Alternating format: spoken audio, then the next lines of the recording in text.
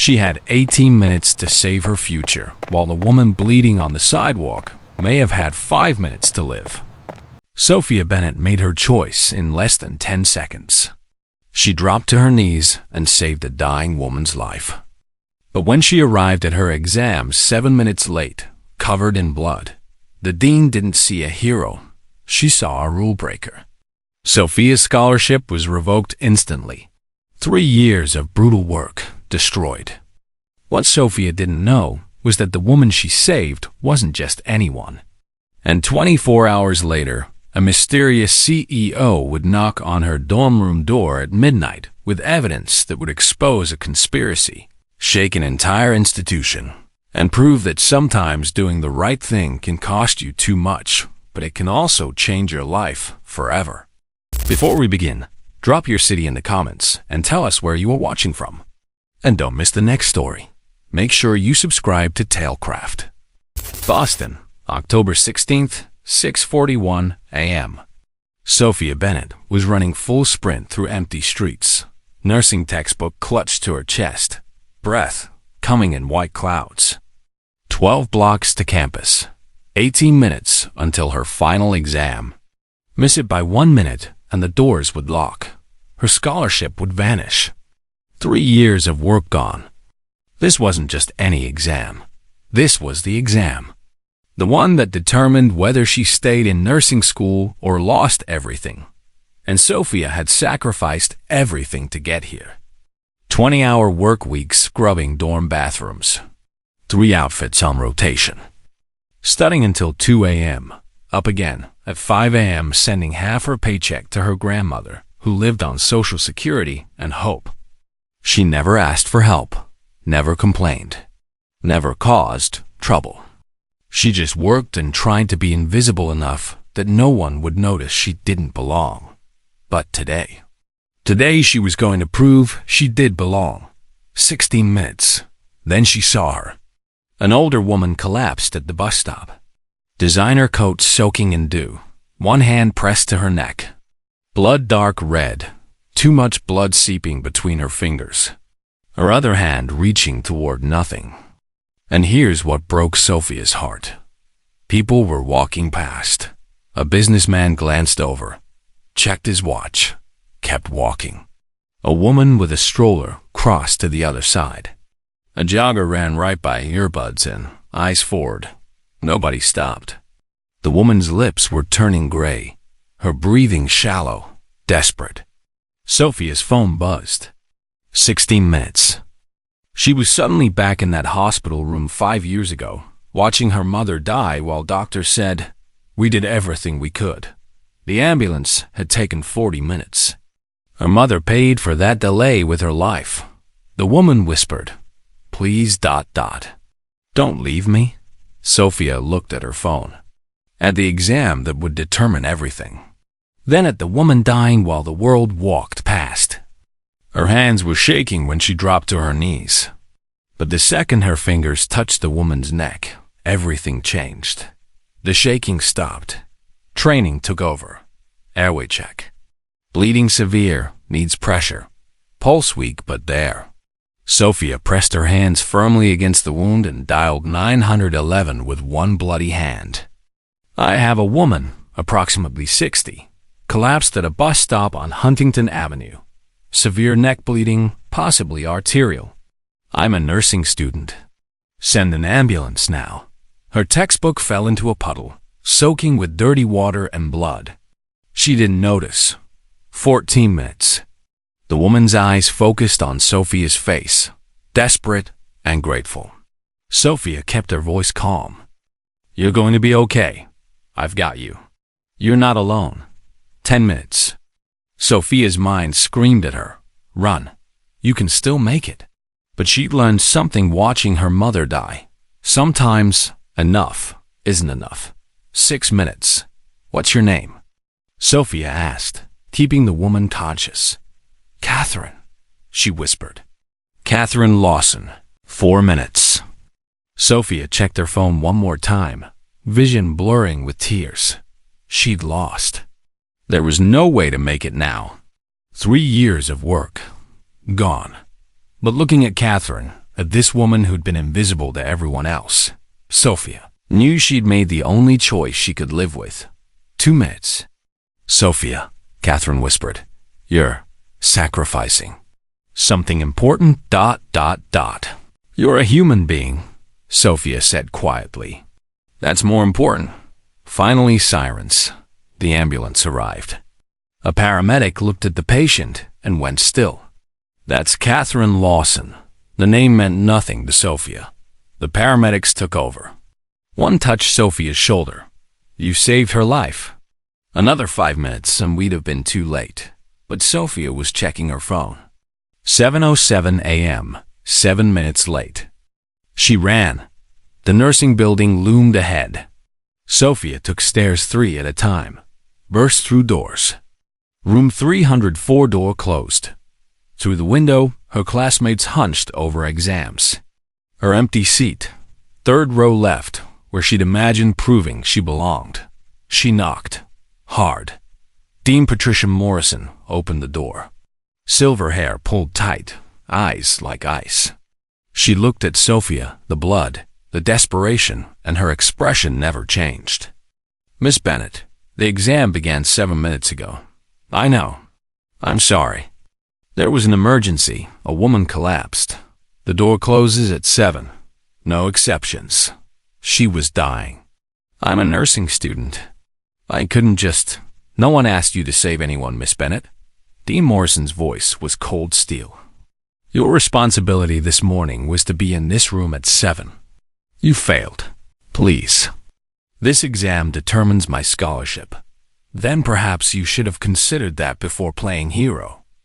Dean Morrison checked her expensive watch. This institution doesn't bend standards for emotional decisions. You're marked absent. Automatic failure. The door closed. Quiet. Final. Sofia stood in that hallway. Blood on her hands. Future crumbling. Students passed, glancing at her blood-stained clothes, then quickly away. Someone whispered. Someone laughed. In the bathroom, Sofia scrubbed the blood from her hands until her skin was raw. The email arrived that afternoon. Subject: Scholarship status action required. Due to your failure to appear for the mandatory final examination, your scholarship has been revoked effective immediately. To continue, you must pay $26,000 by semester's end. You are required to attend a disciplinary hearing on October 19th. Dean Patricia Morrison, $26,000. Sofia made $11 an hour. It was impossible. She sat on the floor of her tiny dorm room, back against the bed. She didn't cry. Crying didn't change anything. Her phone buzzed. Jessica. Oh my God, did you really miss the exam to help some random person? That's so dramatic, LOL. Sofia turned off her phone. A soft knock on the bathroom door. Rosa Martinez stood there. 72, gray hair, kind eyes. She'd been cleaning these dorms for 30 years. Most students didn't know her name. You all right, honey? Sofia tried to smile. Failed. I'm fine. Rosa set down her mop. I saw the blood earlier, and I just saw your face. You're not fine. Something cracked inside Sofia. I saved someone's life this morning, and now I'm losing everything. Rosa was quiet then. Come with me. She led Sofia to the single-stall bathroom at the hall's end. Locked the door. Sit down, child. Rosa leaned against the sink, her expression serious. I've cleaned these buildings 30 years. Most students don't see me, but I see them. I see everything. She paused. I've watched Dean Morrison fail 12 students in 2 years. Always scholarship kids. Always for minor reasons, a late paper, a missed class, 7 minutes late to an exam. Sofia's throat tightened. I thought it was just me. It's never just you. Rosa's voice was firm. People like Dean Morrison protect their world by keeping people like us out. I gave up everything for a stranger. No. Rosa's voice grew strong. You gave up a test for a human life. And somehow, that choice is going to matter more than you can imagine. Sofia wanted to believe her. but belief felt impossible. At 12:47 a.m., unable to sleep, Sofia heard the knock. Purposeful, insistent. She opened the door with the chain on. A tall man stood there, late 30s, expensive coat, kind eyes. Sofia Bennett? His voice was respectful. Who's asking? Marcus Lawson. I apologize for the late hour. My mother is Catherine Lawson. He paused. You saved her life this morning. Sofia's hand froze on the chain. And just like that, everything changed. Marcus Lawson stood in Sofia's doorway at 12:47 a.m., and everything about him seemed wrong for this moment. The expensive coat, the confident posture, the kind eyes that didn't match the late hour or the desperation Sofia felt. May I come in? He asked gently. Just 5 minutes. I promise. Against every instinct screaming at her to close the door, Sofia removed the chain. Her room was tiny, barely fit a twin bed and desk. The heating never worked. The window faced a brick wall. She wore old sweatpants and a faded shirt. He wore a coat worth more than everything she owned. Marcus pulled out his phone. The bus stop has a security camera. He pressed play. Sofia watched herself on the screen, dropping to the ground, hands moving precisely, checking pulse, controlling bleeding. She watched herself check her phone 3 times. But she never left Catherine's side. You looked at your phone 3 times, Marcus said quietly. You knew you were sacrificing something important. Sofia's eyes burned. I had a final exam. I know. I went to the school this afternoon. They told me you'd failed due to absence, that your scholarship was revoked. He looked around her small room, the worn carpet, the flickering light, the desperation hanging in the air. They said it like it was just a simple fact. There isn't anything to be done, Sofia said flatly. I broke the rules. No. Marcus's voice was sharp, cutting through her resignation. You saved a life, and you're being punished for it. He stepped closer, his expression intense. When I was 16, my father had a heart attack in our living room. We called 911 immediately. It took 43 minutes for the ambulance to arrive. His jaw tightened. By the time they got there, my father was gone. Sofia's breath caught. I've spent 15 years building Vital Care Technologies, a medical technology company that helps hospitals respond faster, that fixes the broken systems that kill people while they're waiting for help. Sofia had heard of Vital Care. Everyone in nursing school knew them. They made equipment that saved lives. I've dedicated my entire adult life to making sure no one dies waiting for help, Marcus continued. This morning, my mother almost did. But she didn't because one nursing student chose kindness over her own future. He pressed a business card into her hand. Marcus Lawson, CEO, Vital Care Technologies. Why? Sofia whispered. Why would you help me? Marcus met her eyes, and for the first time since her mother died, Sofia felt truly seen. Because people like you, people who do the right thing even when it costs them everything, are the rarest thing in the world. And if this system breaks you, what hope is there for the rest of us? He pulled out a manila folder, thick with papers. Tomorrow morning, Dean Morrison's getting a call from the National Healthcare Foundation Legal Counsel. They're major donors to your scholarship program. My mother sits on their board. His voice was calm, but Sofia heard steel beneath it.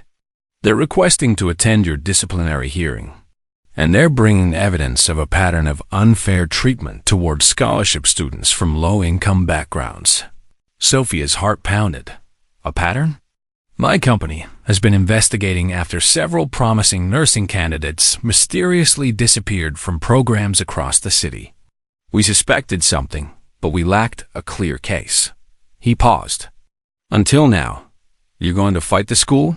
Sofia asked, stunned. For me? I'm going to fight for what's right. He handed her the folder. Sofia opened it with shaking hands. Page after page of evidence. Statements from other students pushed out under questionable circumstances. Testimony from staff members. Documentation of discriminatory practices. And the security footage of her saving Catherine. The hearing is in 3 days, Marcus said gently.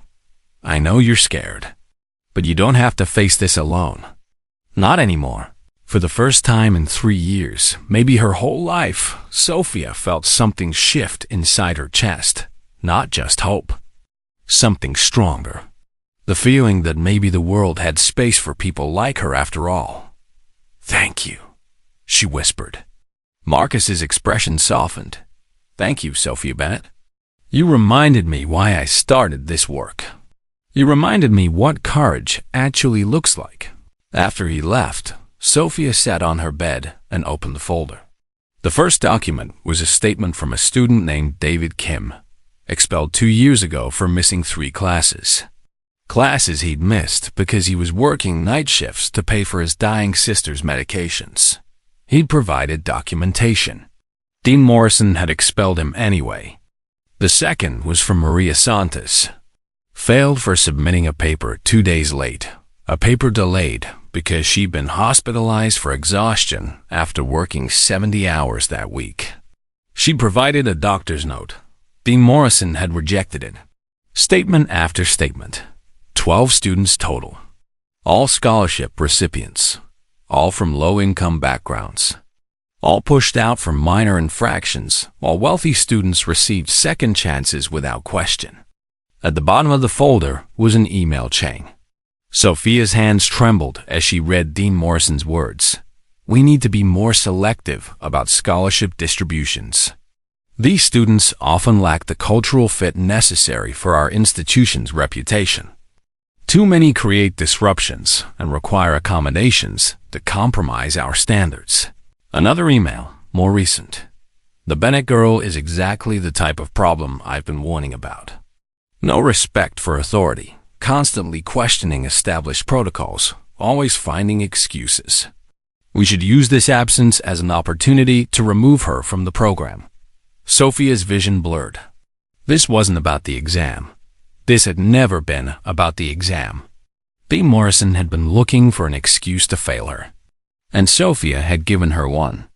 The next 3 days passed in a surreal haze. Sofia attended classes, or tried to. Professors who'd once praised her work now avoided eye contact. Students whispered when she walked past. Jessica moved out of their shared dorm, claiming she needed space. Only Rosa checked on her. How you holding up, honey? She asked, finding Sofia in the hallway after a particularly brutal day. I don't know, Sofia admitted.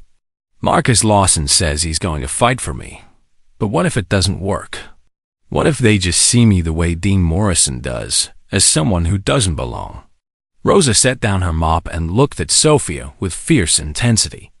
Let me tell you something I've never told anyone. Her voice was low but strong. 30 years ago, I applied to nursing school. I was accepted. Full scholarship, just like you. Sofia's eyes widened. But the dean back then, different person. Same attitude, he found reasons to fail me. Said I was not quite right for the program. I was a single mother, working 3 jobs, brown-skinned in a very white institution. Rosa's expression hardened. I didn't have anyone to fight for me. So I lost, and I've been cleaning these floors ever since, watching it happen again and again to students just like us. Rosa, I'm so sorry. Don't be sorry, Rosa interrupted. Be strong. Because you have something I didn't have, someone willing to expose what's really happening here. And honey, that scares people like Dean Morrison more than anything. She squeezed Sofia's hand. In that hearing, you tell the truth. All of it. Don't make yourself smaller to make them comfortable. You saved a woman's life. You did exactly what a nurse is supposed to do. And if they punish you for that, they're the ones who should be ashamed. Sofia nodded, tears streaming down her face. Will you come? She asked. To the hearing? Rosa was quiet for a long moment. Then she smiled, sad and determined. 30 years I've kept my mouth shut. watching injustice happen because I was afraid of losing my job, afraid of making things worse. She straightened her shoulders. But not this time. This time, I'm speaking up. Thank you, Sofia whispered. No, honey, thank you. You reminded an old woman what courage looks like. The morning of the hearing, Sofia's phone rang at 7 a.m. It was Marcus. The National Healthcare Foundation's lawyer, Jennifer Blake, just called Dean Morrison. She'd be at the hearing with full legal documentation. He paused. My mother is coming too. She insists. Marcus, she shouldn't, she's still recovering. Try telling Catherine Lawson what she can and can't do, Marcus said with a slight laugh. She's determined to look Dean Morrison in the eye and tell her exactly what she thinks of people who punish compassion. Sofia's hand shook. What if this doesn't work?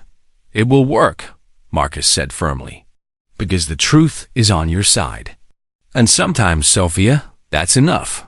At 1:45 p.m., Sofia stood outside the hearing room, wearing her cleanest outfit, her heart hammering against her ribs. Rosa appeared beside her, wearing her maintenance uniform with quiet dignity. Ready? Rosa asked. Sofia took a deep breath. Ready. They opened the door. The conference room was smaller than Sofia had imagined. Somehow, that made it worse.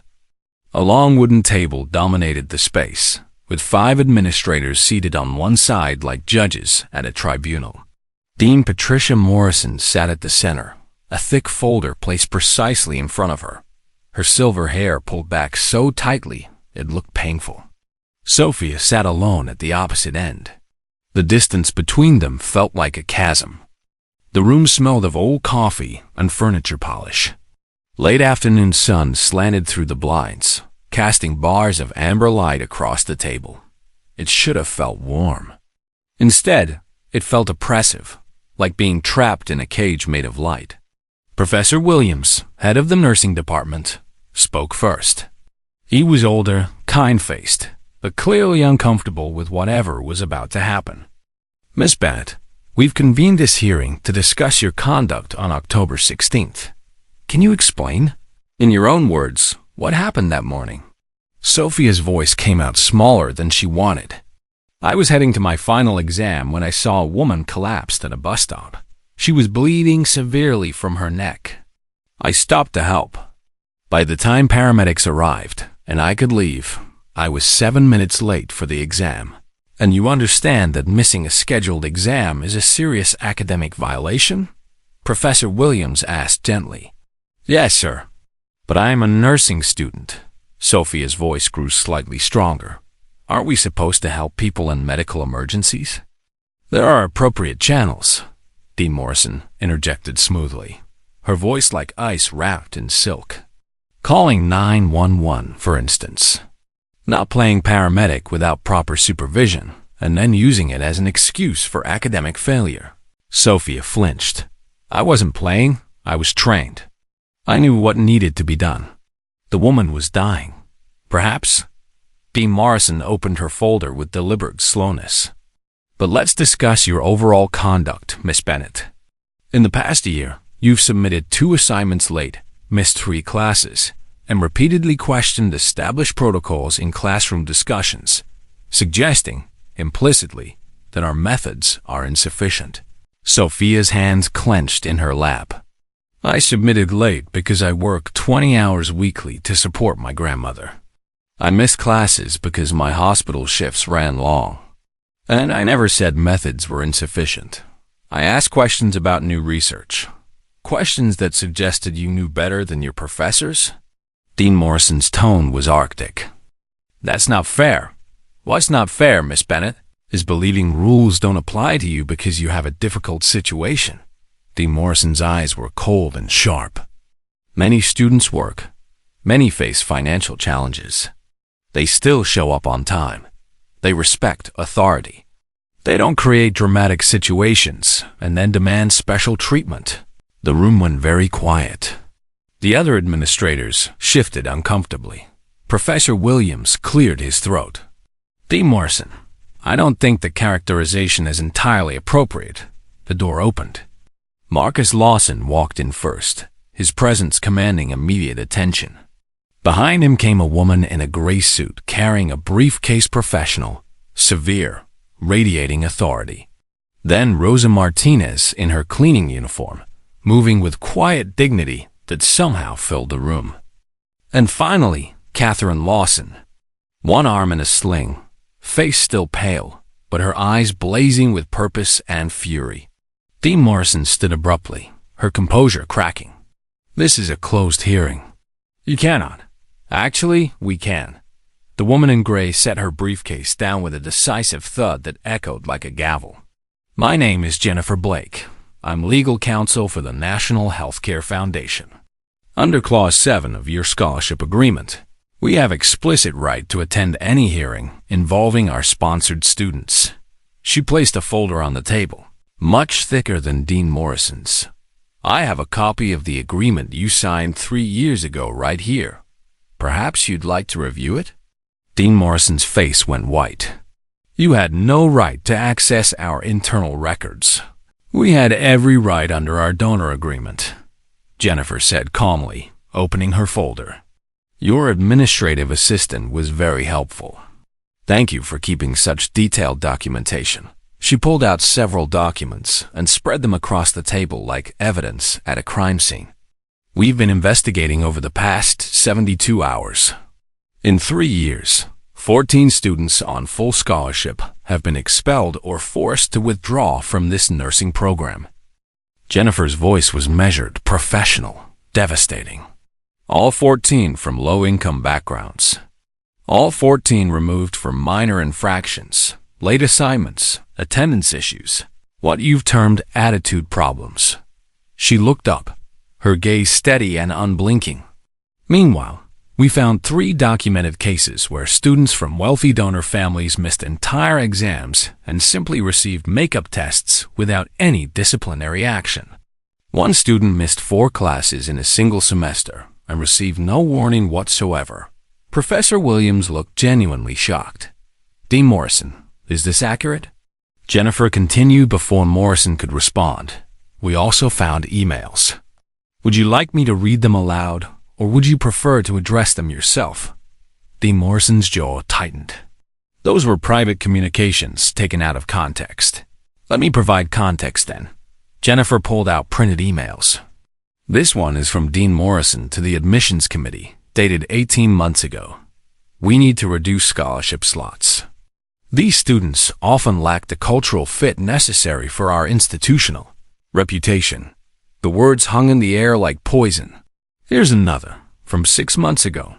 "Accepting too many low-income students may damage our standing with potential donors who expect a certain caliber of student body."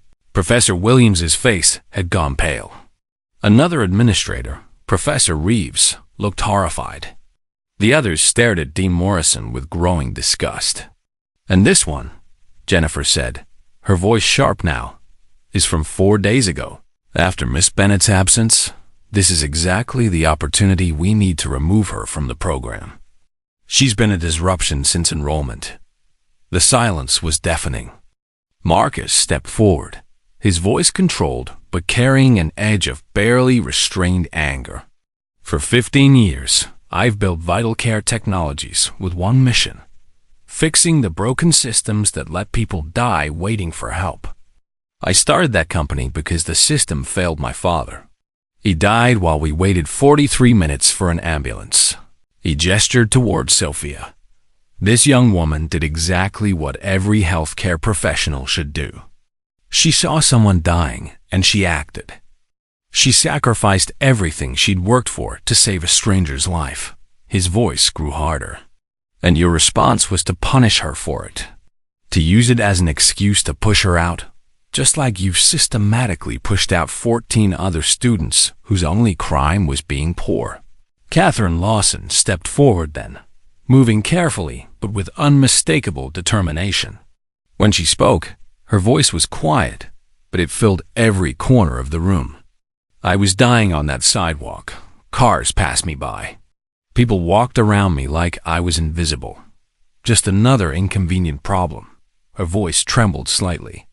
"I was terrified. I thought those were my last moments on Earth.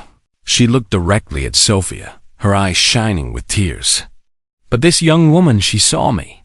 Not my name, not my position, not my money. She saw a human being who needed help. And she gave up everything she'd worked for to save my life. Catherine's gaze swept across the panel, landing on Dean Morrison with devastating intensity. If you punish her for that, if you tell her that compassion is wrong, that kindness is weakness, that saving a life matters less than arbitrary rules, what are you teaching the next generation of nurses? What kind of healthcare system are you preparing them for? Her voice broke. A system where people like me die alone on sidewalks because everyone is too concerned with following rules to act like human beings. Rosa Martinez moved to stand behind Sofia's chair, placing one weathered hand on her shoulder.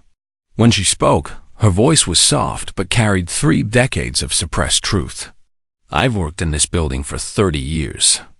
I've seen thousands of students come through these halls. Most never see me. I'm just part of the furniture, just the old woman with the mop. She paused.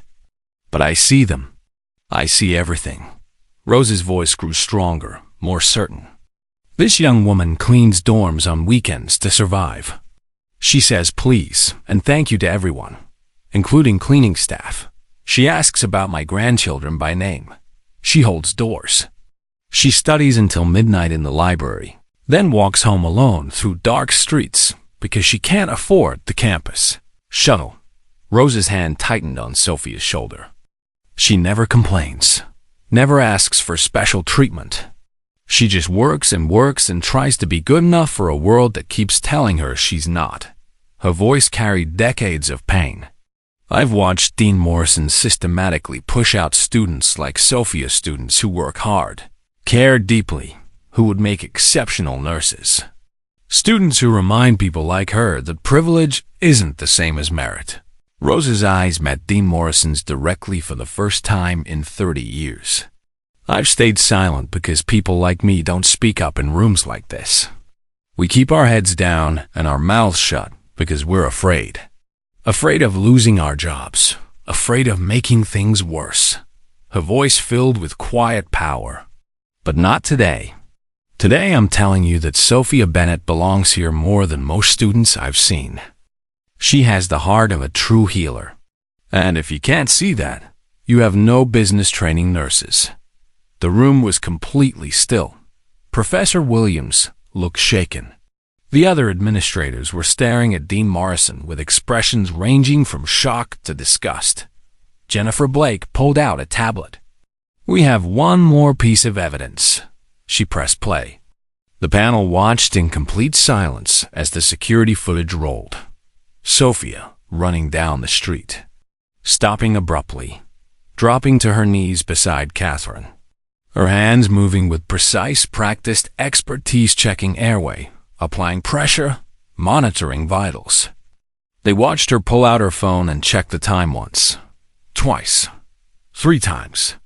Her face showed everything, the internal battle, the anguish, the choice being made in real time. But she never left Catherine's side. The footage showed the ambulance arriving, showed Sofia finally standing, her uniform soaked with blood, her hands shaking, showed her checking her phone one final time before running toward campus with desperate speed. The video ended. Jennifer Blake's voice was quiet but absolute. This is what a nurse looks like. This is what compassion looks like. This is exactly what we should be nurturing instead of crushing. Professor Williams sat back in his chair, visibly moved. He looked at Sofia with entirely new eyes, no longer seeing a rule breaker, but seeing what Marcus and Catherine and Rosa had seen all along. He turned to Dean Morrison. Morrison, I think you should step outside while we continue this discussion. I am the dean of this. Step outside. Professor Williams's voice was suddenly iron. Now, for a long moment, Dean Morrison didn't move. Her face was a mask of rage and humiliation. Then she gathered her folder with shaking hands and walked out. The door closed behind her with a soft click that sounded like an ending. The room seemed to exhale collectively. Professor Williams looked at Sophia, and his expression held genuine remorse. "Miss Bennett, I owe you an apology. We all do. What happened to you should never have happened." He glanced at the other administrators, who nodded in agreement. "Your exam will be rescheduled at your convenience. Your scholarship will be fully reinstated with immediate effect. And on behalf of this institution, I am deeply, profoundly sorry." Sophia couldn't speak. Tears were streaming down her face, relief and vindication, and 3 years of crushing pressure finally releasing all at once. Jennifer Blake closed her briefcase with quiet satisfaction. "The National Healthcare Foundation will be conducting a full review of your scholarship practices and administration. We'll be in touch." Marcus moved to Sophia's side. "You okay?" Sophia nodded, unable to form words. Catherine approached slowly, embracing Sophia with her good arm. "Thank you," she whispered. "For everything." Rosa squeezed Sophia's shoulder one last time. "Told you the truth would fight for you, honey." As they filed out of the room, Sophia felt something fundamental shift inside her. Not just relief, not just victory, something deeper. The understanding that she'd been right all along. That compassion wasn't weakness. That standing up for what's right, even when it costs everything, was never wrong. The system hadn't broken her. And now, finally, the system itself was beginning to break. The news spread like wildfire. By the next morning, the story was everywhere. Local news stations, the Boston Globe, social media, hashtags trending across the city. "Nursing student loses scholarship for saving life. See, EO steps in to fight for justice." Sophia's face was on screens she'd never see, and conversations she'd never hear. Strangers were debating her choices over breakfast. Opinion pieces were being written. The story had taken on a life of its own. Sophia didn't want to be news. She just wanted to be a nurse. But the world had decided her story mattered. Dean Patricia Morrison was placed on immediate administrative leave, pending a full investigation. The announcement came through an official university email at 9 a.m., clinical and brief, offering no details, but confirming what everyone already knew: something had gone very, very wrong. Professor Williams was named interim dean. His first action was launching a comprehensive review of scholarship practices across all departments. His second action was personally calling each of the 12 other students who'd been quietly pushed out over the past 2 years. David Kim answered his phone in a retail stockroom, where he was working for minimum wage. His dreams of becoming a nurse packed away in a box he didn't open anymore. "Mr. Kim, this is Professor Williams from the nursing program. I'm calling to offer you full reinstatement with a complete scholarship and an official apology from this institution." David was silent for a long moment. Then he said quietly, "Are you serious?" "Completely serious. We failed you. We want to make it right." Maria Santos was working a double shift at a diner when she got her call. She sat down in the kitchen and cried. One by one, they were offered a second chance. Some said yes immediately. Others needed time. The wounds were still too fresh, the trust too shattered. 2 students said no. The damage had been too deep. They'd moved on, built different lives, and returning would mean reopening trauma they'd worked hard to heal. Professor Williams accepted their decisions with understanding and profound regret. But 4 students said yes. 4 students who'd been told they weren't good enough, who'd been systematically broken down and pushed out, decided to come back. They would rebuild their dreams, one class at a time. Sophia's exam was rescheduled for the following Tuesday. She studied with a focus she'd never felt before. Not to prove something to the school, not to validate Dean Morrison's judgment or disprove it. She studied because she finally, truly believed she deserved to be there. The night before the exam, Rosa found her in the library at 11 p.m. "You're going to do beautifully tomorrow," Rosa said, setting down a cup of hot tea she brought from home. "How do you know?" Sofia asked, looking up from her notes. "Because you're not studying scared anymore. You're studying like someone who belongs," Rosa smiled. "There's a difference." Sofia took the exam on a bright Tuesday morning. Same room, same material, but everything felt different. She wasn't the invisible girl trying desperately not to be noticed anymore. She was Sofia Bennett, the woman who'd saved a life, who'd stood up to institutional injustice, who'd refused to disappear quietly. When she turned in her exam 3 hours later, Professor Williams was waiting outside. "How do you feel?" he asked. "Good," Sofia said honestly. "Really good." She'd scored the highest in her class. When the results were posted, Jessica, her former roommate, saw the score and looked away quickly, shame coloring her cheeks. But Sofia didn't feel vindicated. She just felt ready to become the nurse her mother had needed, the nurse Catherine had needed, the nurse the world desperately needed. 3 days after her exam, Marcus called. "My mother wants to see you. Are you free this Saturday?" Sofia hesitated. "She doesn't need to thank me again." "It's not about thanks," Marcus said gently. "She wants to talk to you, really talk. Would that be okay?" So that Saturday, Sofia found herself in Marcus's car, watching Boston slide past the window as they drove into neighborhoods she'd only seen from buses, places where houses became estates and streets became private drives. The Lawson house wasn't a house. It was a mansion. Iron gates opened onto a driveway lined with ancient oak trees, leading to a stone structure that looked like it belonged in a British novel. Marcus must have seen her face. "I know it's excessive. My mother keeps threatening to sell it and move somewhere normal. But she likes having the space for charity events and foundation work. It's beautiful," Sofia said softly. "Just different from what I'm used to." "I know." Marcus's voice was kind. "For what it's worth, I bought a modest condo downtown. This place has too many memories, not all of them good."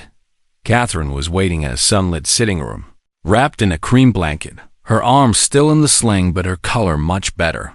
When Sofia walked in, Catherine's face transformed grief and gratitude and joy, mixing into an expression Sofia would remember forever. "Come here, child," Catherine said, reaching out her good hand. Sofia took it gently. "Sit with me, please. Tell me about yourself." They talked for over an hour. Sofia shared things she'd never told anyone. About her mother's death in that cold hospital.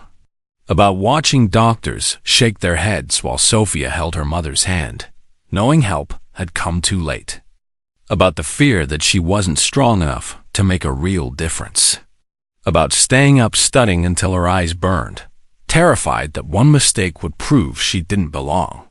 Catherine listened with the kind of deep attention that felt like a gift. The kind that made you feel truly seen, truly heard, truly valued. When Sofia finished, Catherine was quiet. Then she said, "My husband died 10 years ago. Heart attack." Sofia's breath caught. "We called for help immediately. We lived in this enormous house with every resource imaginable. But the system failed us anyway."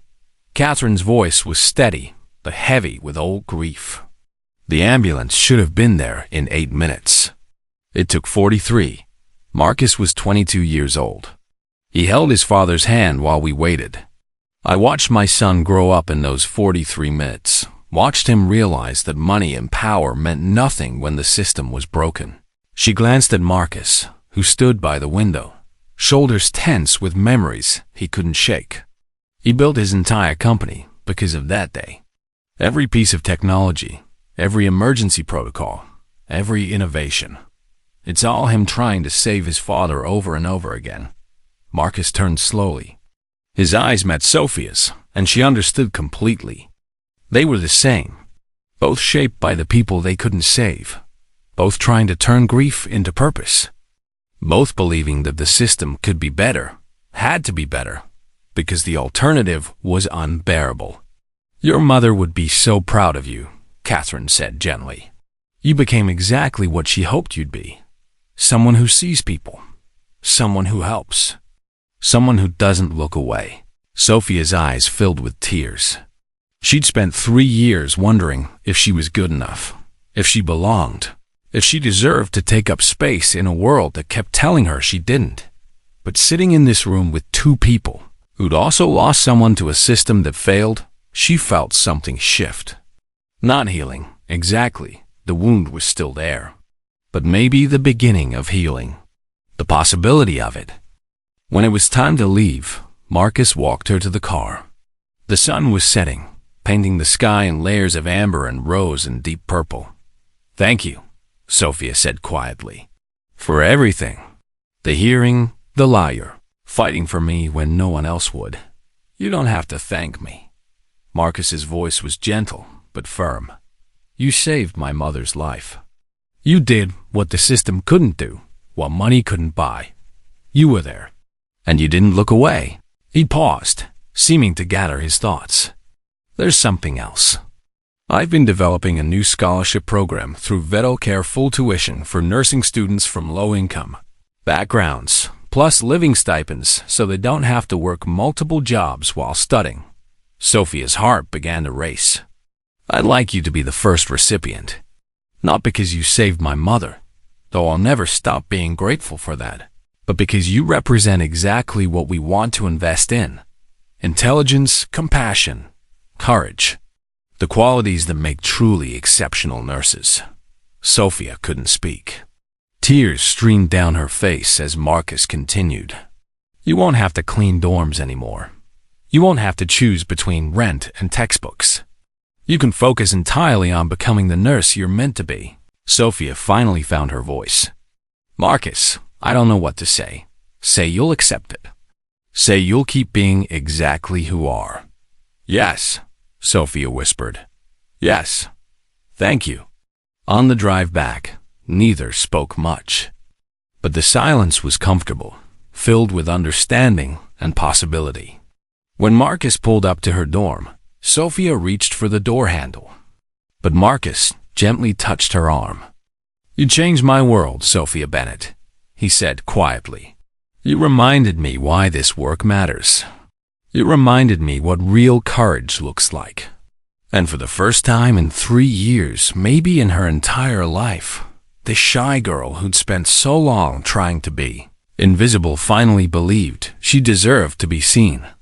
Spring came to Boston like a promise being kept. Campus transformed almost overnight, trees blooming pink and white, students shedding winter coats, windows thrown open to air that smelled of rain and new possibilities. The world felt lighter, like it was exhaling after holding its breath too long. Sofia was in her final semester. The Vital Care Scholarship covered everything. Tuition, books, housing, a living stipend that let her quit the cleaning jobs that had consumed her nights. For the first time in years, she could breathe. She could sleep past 5 a.m. She could send real money to her grandmother. Enough for groceries without counting pennies.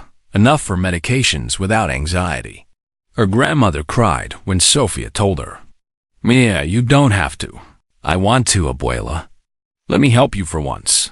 The nursing program was different too. Professor Williams had restructured the scholarship system. No more vague, cultural fit requirements. Just merit, need, and genuine commitment to helping people heal. The 4 expelled students who'd been reinstated formed an unofficial support group, meeting Thursday nights to study and remind each other they deserved to be there. They all looked at Sofia with something like reverence. You gave us our futures back, Maria Santos said one night. I just told the truth, Sofia replied quietly. You stood up when we couldn't, David Kim added. That matters. But the biggest change was in Sofia herself. She no longer sat in the back trying to disappear. She sat in front, asking questions that made professors pause and think. She challenged outdated protocols respectfully but firmly, armed with research and newfound confidence. When a visiting surgeon suggested a procedure that contradicted recent studies, Sofia raised her hand. "Excuse me, Dr. Patterson, but the Journal of Emergency Medicine published findings last month showing that approach increases complications by 18%. Have you considered the alternative protocol?" The room went silent. Instead of dismissing her, the surgeon paused. "I haven't read that study yet. Can you send me the citation?" After class, he approached her. "You're going to make an excellent nurse, Miss Bennett. Medicine needs people who speak up." Sofia was becoming the nurse her mother had needed. The nurse Catherine had needed. Someone who asked hard questions, who saw people instead of procedures, who understood that compassion and competence weren't opposites but partners. One April afternoon, Marcus came to campus to give a guest lecture on medical technology and emergency response systems. Sofia sat in the front row. When their eyes met across the lecture hall, something passed between them. Recognition, respect. Something deeper, neither had quite named yet. After the lecture, Marcus found her outside. "Want to grab coffee?" They walked to a small cafe with mismatched furniture and indie music playing softly. Over cappuccinos that grew cold, they talked about everything. Their mothers, their fears, their hopes for a healthcare system that actually worked. "I'd been thinking about starting a pilot program," Marcus said. "Community emergency response training, teaching people what you did that morning. Basic stabilization techniques that can save lives before professional help arrives." Sofia's eyes lit up. "That's brilliant. Most people freeze in emergencies. They want to help but don't know how." "Exactly. Would you help me develop it? You understand the technical side, but you also understand what it feels like to be scared but doing it anyway."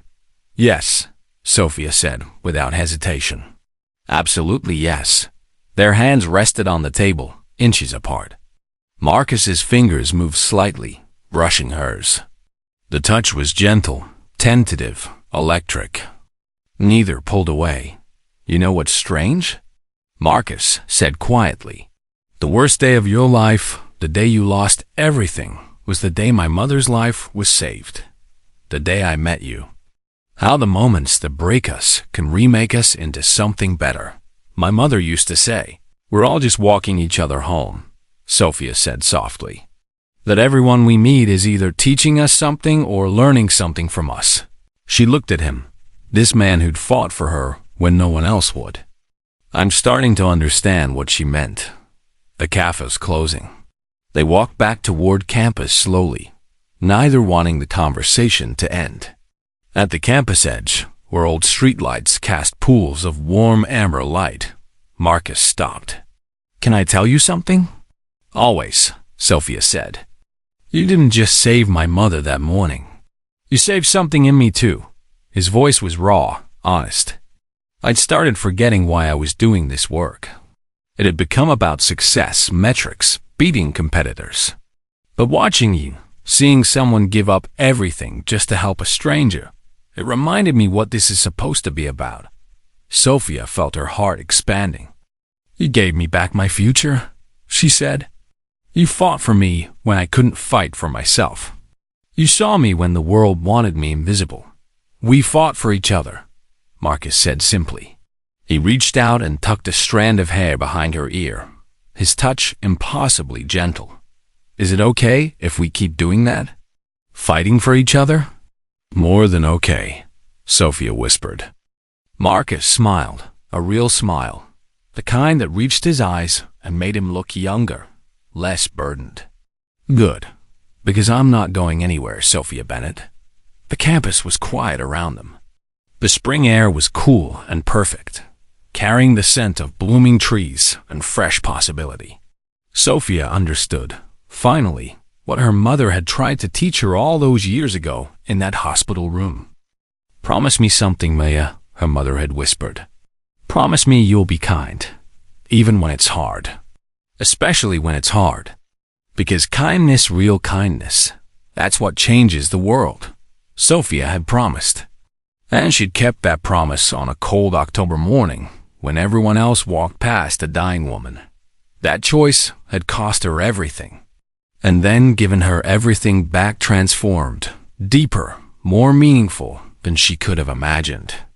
Standing under streetlights on the campus that had once tried to break her, Sofia finally understood. Kindness doesn't make you weak. It makes you unforgettable. It makes you the person people fight for, the person systems bend around, the person who changes things simply by refusing to look away. "What are you thinking?" Marcus asked softly. Sofia smiled, not the small, apologetic smile she'd worn for 3 years, but something real and bright and unafraid. "I'm thinking about my mother, and how she'd love knowing I finally figured it out." "Figured what out?" "That doing the right thing, even when it costs everything, is never wrong. That courage isn't the absence of fear, it's acting despite it. That the people who stop to help along the way are the ones who matter most." Marcus took her hand, threading his fingers through hers. "Your mother would be incredibly proud of you." "I think she would be," Sofia said.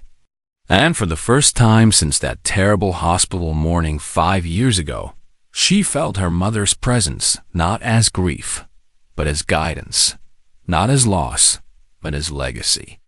6 months later, Sofia would graduate at the top of her class. She'd accept a position at Boston Memorial Hospital in emergency medicine.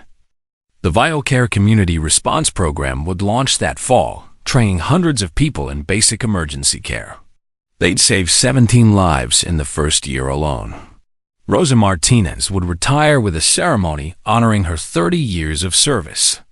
Sofia would be there, front row, applauding louder than anyone.